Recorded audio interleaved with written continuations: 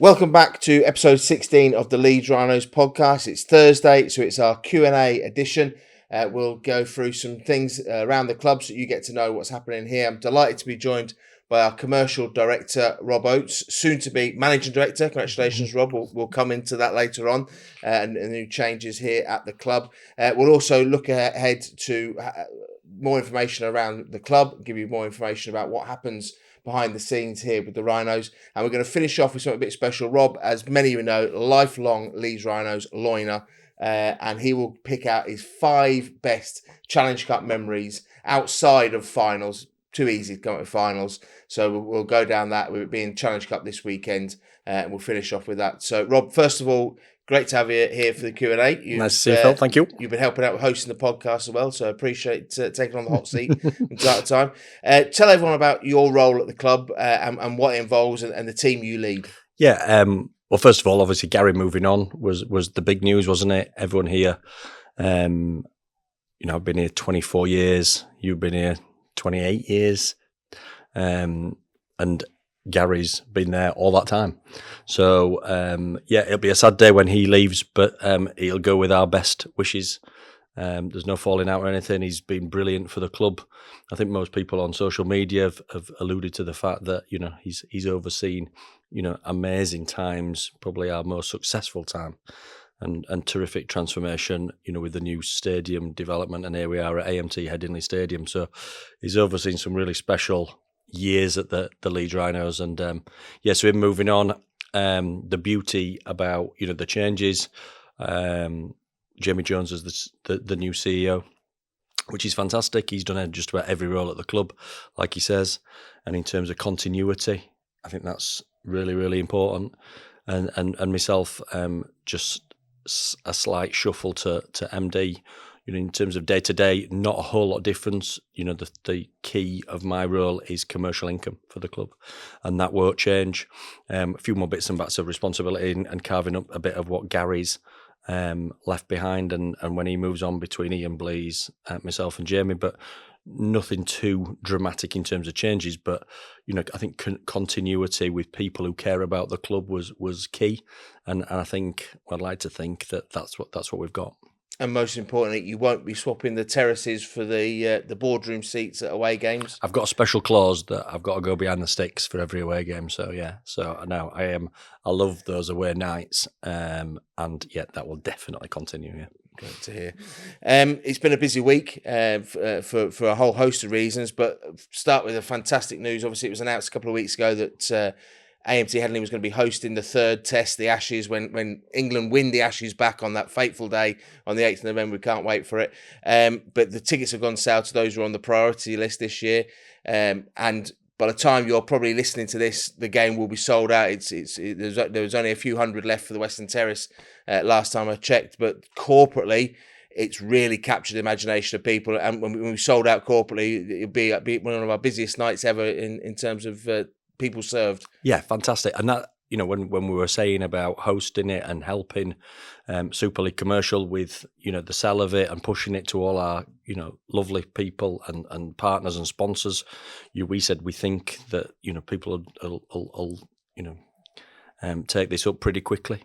It went on sale last Tuesday, so we had a week to our guys to get it out there, and like you say, it was fantastic. It was a super busy week, in excess of 1,300 people corporately, and it was certainly the fastest selling rugby league game I've ever been involved with, and it will be the busiest corporate game we ever have done here at AMT Headingley Stadium. So yeah, really, really looking forward to it. It's been great, and like you say, it's caught the imagination, hasn't it? It's like the first time Aussies have been here for many years, and to see the world's best and have a tilt at them, and the third one here is going to be special.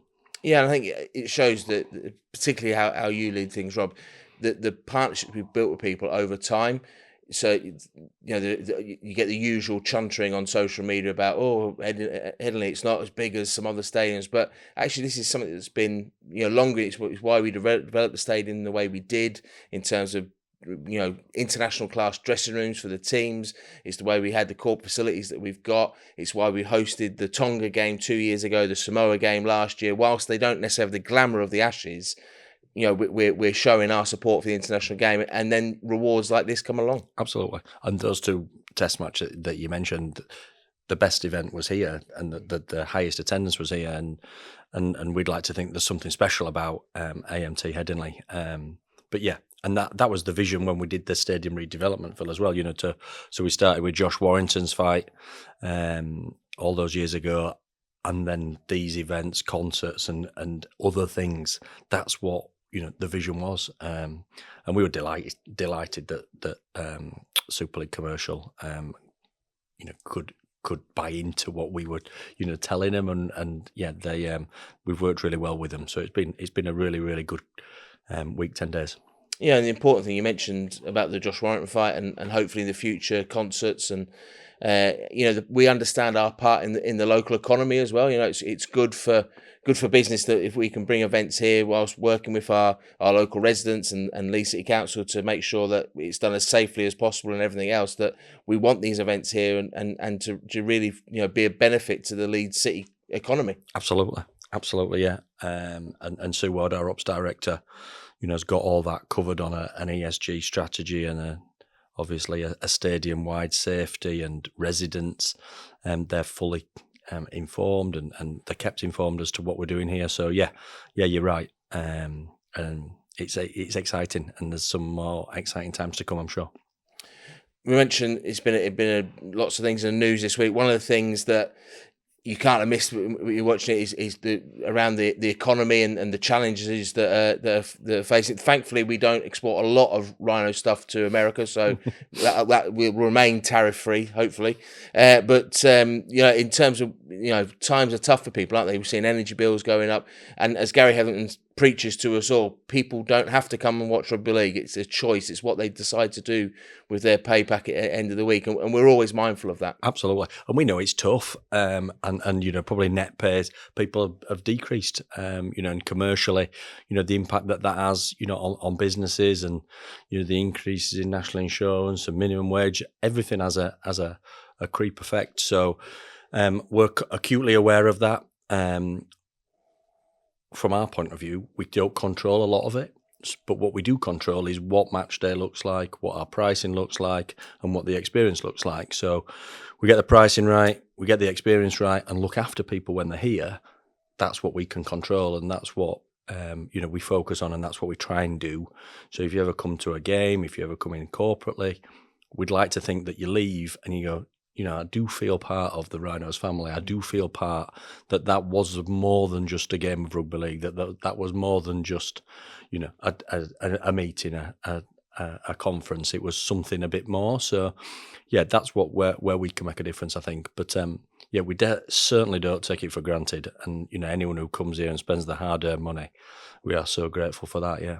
Yeah, and I mean, as we've said before in the Q&A edition, you can help us make those match days even better. Use the fans phone. There's details. If you're in the South Stand or anywhere around the ground, you'll see it on the wall there. If there's any issues, text that number and we can sort those problems out, because we want everyone to have the best possible night here at AMT Headingley and enjoy themselves. The boys are doing their bit on the field. And we want you to enjoy it. So if there's anything that you want to give feedback to us, likewise for this podcast, get your questions in.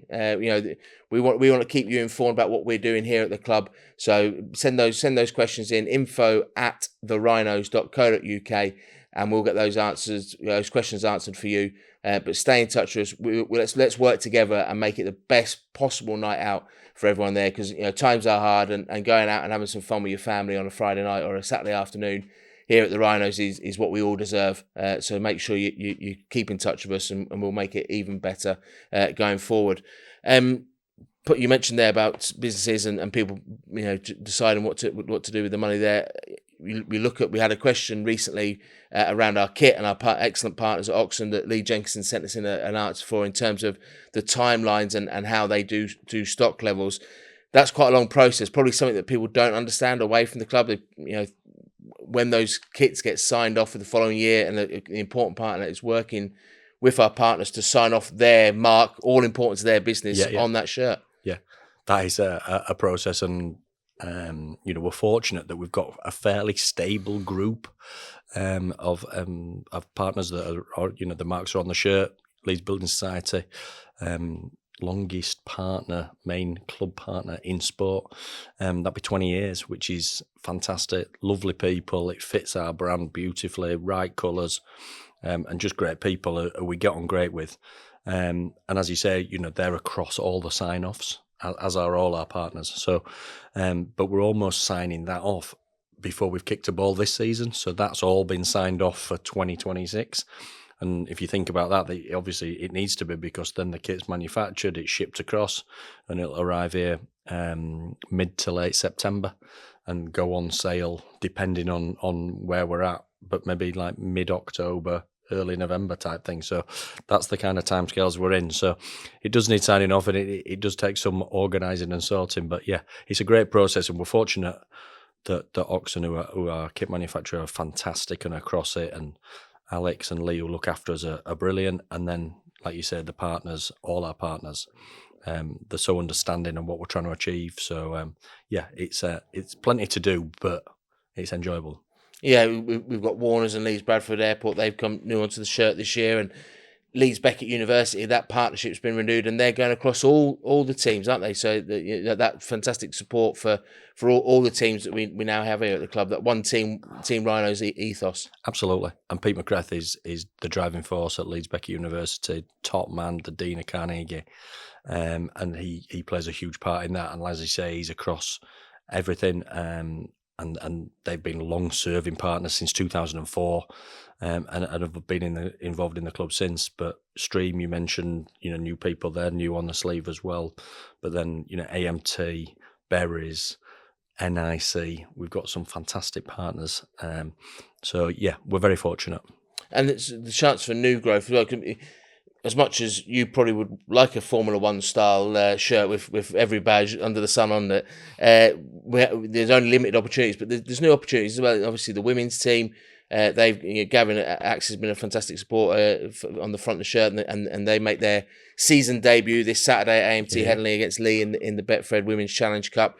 And other partners like We Are 8 have come on board. New markets, like social media companies getting involved. We've got the scene with the netball as well. We had a fantastic day last Sunday at the FD Arena. Unfortunately, couldn't get the win, but we were playing Loughborough, who were pretty special on the day. But it shows that those new opportunities for people to get involved with the Leeds Rhinos brand. Absolutely. Love it. And there's always, for us, the biggest challenge is looking for inventory and different things like this podcast. If you want to sponsor this podcast, drop me and Phil a note and be plastered all over it. So we have got some new inventory that we're trying to sell. But like you said, the support we've had across the full team, the PDRL, LDRL, wheelchair, and the women's and the netball, that all falls under our remit, has been absolutely sensational. So, thanks to everyone who's involved. It really does make a difference. And your contribution does make a difference to what we do, from a playing point of view and a performance point of view. And taking all that into consideration, the size of the business now at Leeds Rhinos. I mean, when you first arrived, you obviously had an involvement with the club before, because you were when you worked at Tetley's, the Headingley Stadium was your account, so and a lifelong Leeds fan, as we mentioned earlier. But the size of the business and how it's grown and where it now touches is remarkable, isn't it? Yeah. So the turnover's 11 million, just over 11 million. Commercially, when I came back in 2002, commercially, and this included some cricket, 860 grand. And today it'll be 5.6 million, the commercial. And we've got less staff. There's 4 of us. So that's how it's grown. That's testimony to the stadium development, the AMT. Naming rights is significant. And then the facilities we've got, the boxes and the Howard Suite and the Director's Suite is second to none. So that gives you a platform to be able to sell, hospitality at proper money. And then everything, like you say, the one team Rhinos has given us a different commercial edge, because there's no other club in the world that has all those teams under its umbrella and they're all part of the club. So yeah, it's gone well. It needs to go a bit more, and we keep pushing you.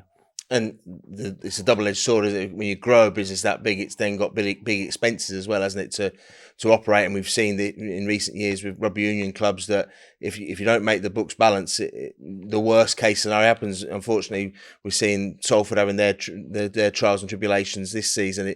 It's that balancing act, isn't it? You've got to get that money in because costs are only ever going up. Absolutely, and we cut our cloth, and I hope Salford, sorts itself out. The last thing we want in the game of rugby league is a team, like falling away of their history and heritage. So, fingers crossed that gets sorted out. But from our point of view, we cut our cloth. We have budgets. We stay within them budgets.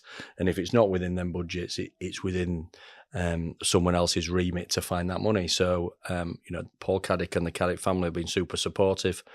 Everything we've done is financially sound, and there's a business model moving forward. We have a 3-year plan that shuffles as we go. So things are good here, financially sound, and commercially, we're on the up. Fantastic news. It's the Challenge Cup this weekend. Unfortunately, the Rhinos aren't involved. We lost out to Saints a couple of weeks ago. We'd love desperately to be playing this weekend with the men's team, but we're not. The women kick off their Betfred Challenge Cup campaign, as we mentioned earlier, here at AMT Headingley against Lee, and all the best to Leon and Lois and the team for that one. We're looking forward to seeing some of the new signings on display for the women's team. Some exciting times ahead, a bit of a new look to the team there. Looking forward to that. But we thought, with it being a Challenge Cup weekend, we'd look back on happier times in the Challenge Cup for the men's team.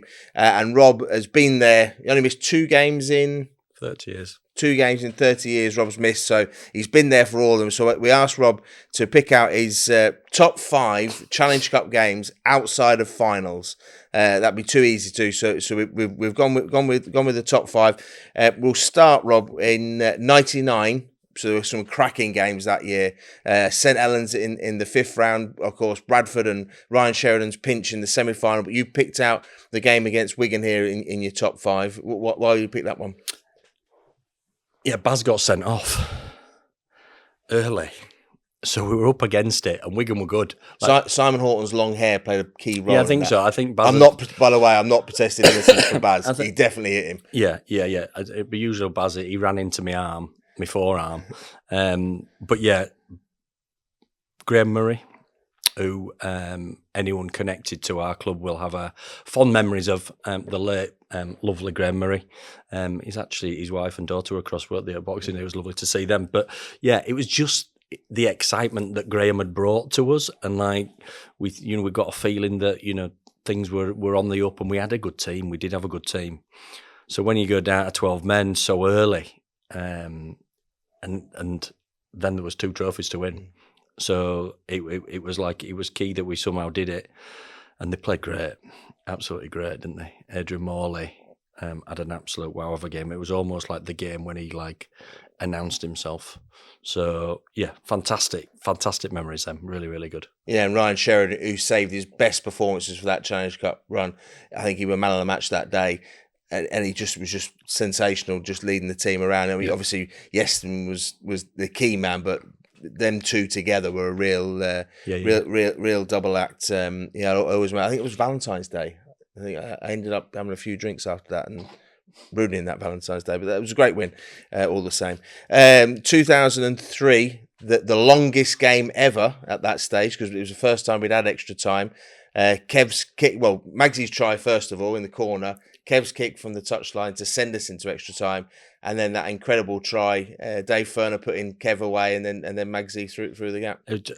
If you watch that back, you wouldn't believe that. What was important as well, Paul Sculthorpe had missed a goal to take them 8 points up. Not that long, 4 or 5 minutes to go in normal time. So it looked like when they scored, they think it's over. He misses the kick, so you're within 6, and then you're going, there's a chance here. We scored right out wide on Kev's wrong side, coming towards the Leeds fans. I can picture it now. And of course, Sir Kev nails the kick, and you're going, it's on here, and you can sense it because they thought they'd won. And then Magsy scores that try. I mean, wow, it's just typical Danny, wasn't it?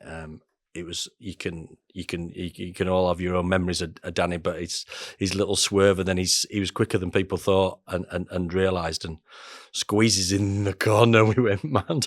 I was going on holiday. I know a load of people who left.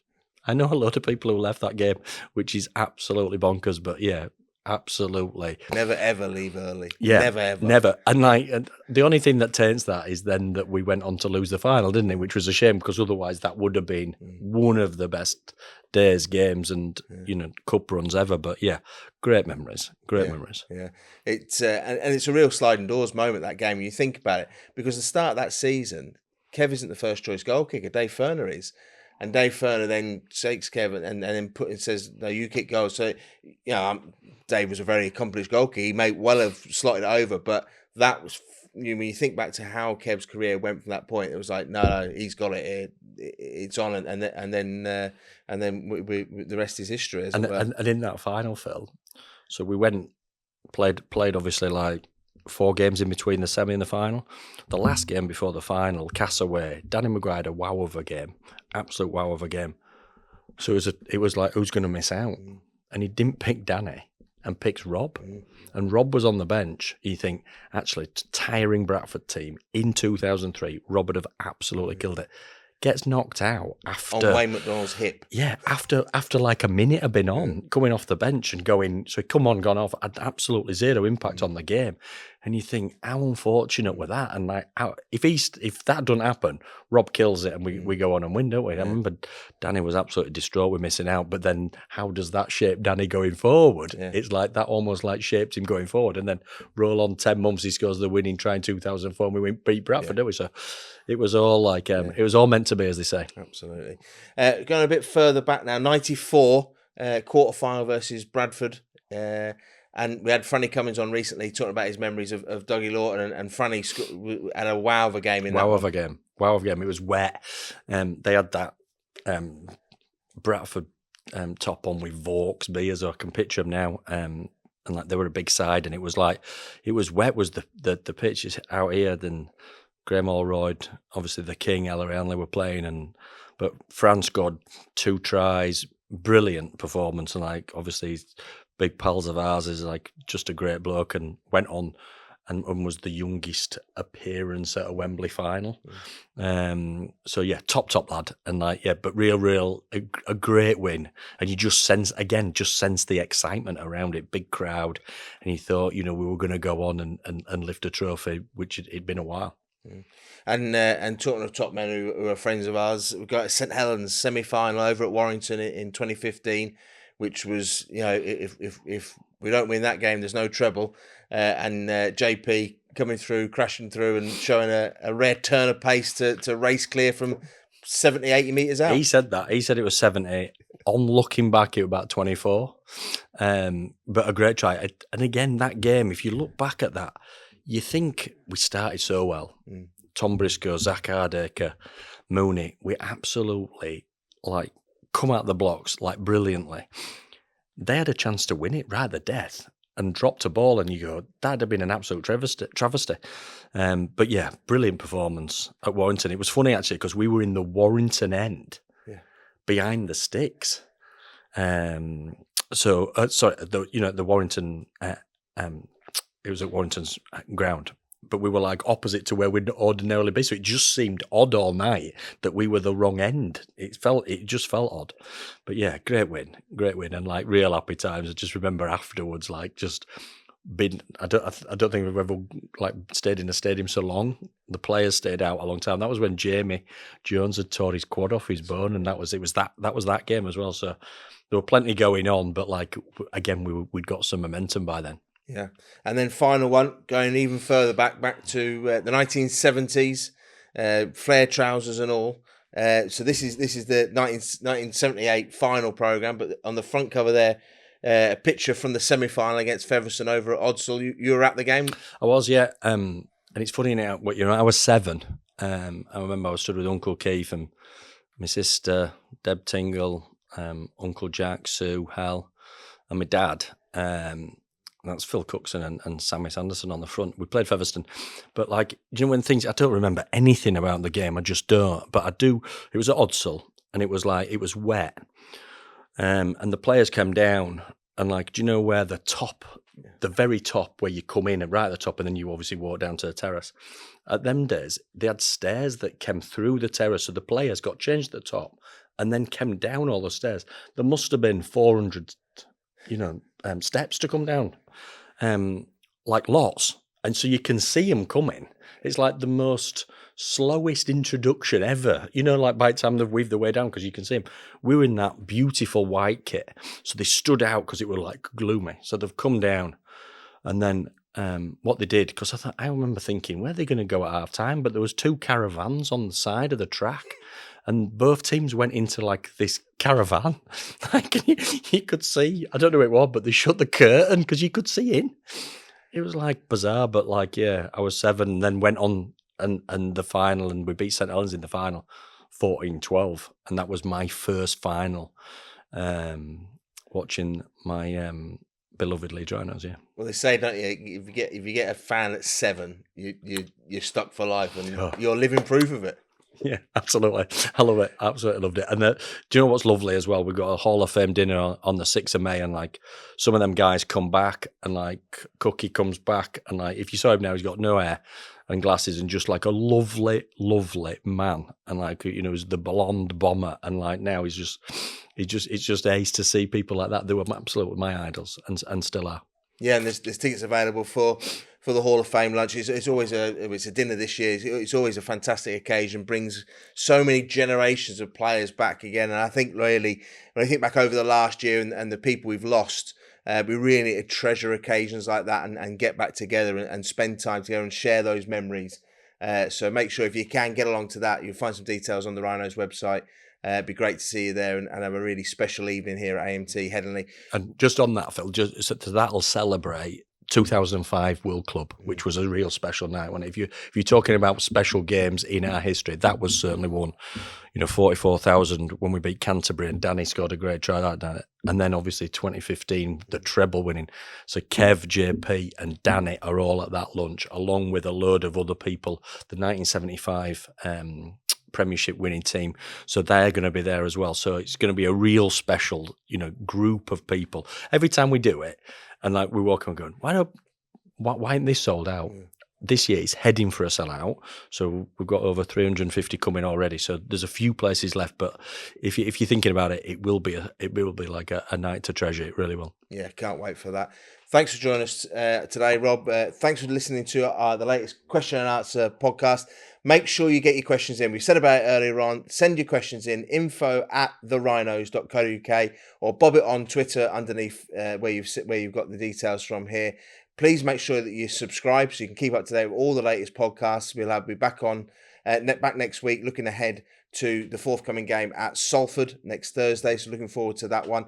And we'll also have other podcasts coming out soon, including our Heritage podcast. And we've got a new box 2. This week we celebrated 20 years since Leeds Tykes won the Powergen Cup, and we've been joined by Phil Davis, who was Director of Rugby back in those days, but was a massive rugby league fan when he was playing down in Wales, and had a great opportunity to come up to Leeds when rugby union went professional. But he also reveals that he was once tapped up for rugby league, and I won't give it away. You'll have to watch it when it comes out.